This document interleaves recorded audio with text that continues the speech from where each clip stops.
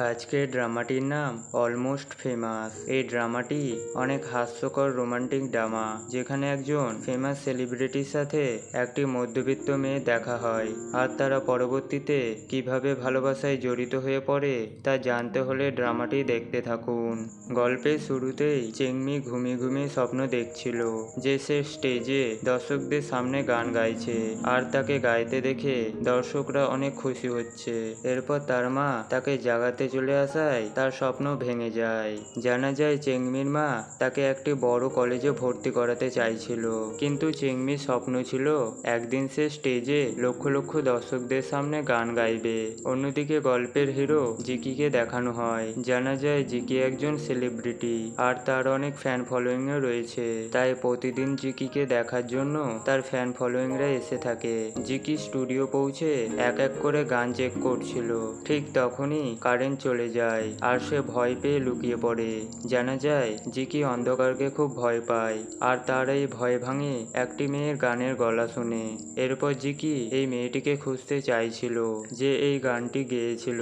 ঠিক তখন জিকির অ্যাসিস্ট্যান্ট চলে আসে। অ্যাসিস্ট্যান্টের কথায় জানা যায় আজ জিকির এন্ট্রান্স এক্সাম আছে। জিকি কিছুক্ষণ চুপ থাকার পর বলে, এই গানটি কে গেয়েছে?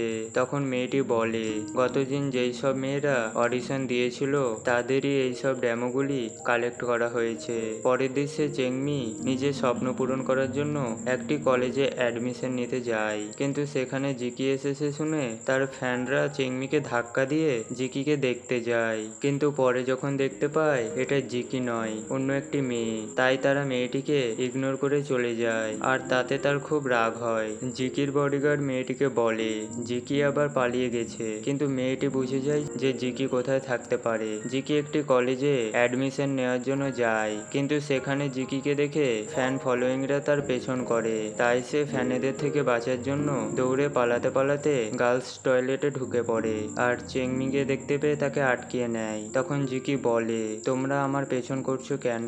আমাকেও তো একটু শান্তিতে থাকতে দাও। কিন্তু চেংমি জিকিকে চিনতে পারে না, তাই জিকি অবাক হয়। জিকি ভাবে চেংমি তার অটোগ্রাফ নেওয়ার জন্য এখানে এসেছে, তাই জিকি একটি পুতুলে তার অটোগ্রাফ দেয়। এরপর ক্লাসে জিকিকে ঢুকতে দেখে একটি মেয়ে তাকে পটানোর চেষ্টা করে, কিন্তু জিকি তাকে পাত্তা দেয় না। তখন জিকির নজর চেংমির ওপর পড়ে। জানা যায় চেংমি জিকির ক্লাসমেট। অন্যদিকে চেংমির মা যখন জানতে পারে যে তার মেয়ে পড়াশোনা বাদ দিয়ে একজন সেলিব্রিটি হতে চাইছে, তখন সে অনেক রেগে যায়, আর কলেজে গিয়ে তাকে বাড়ি নিয়ে আসতে চাইছিল।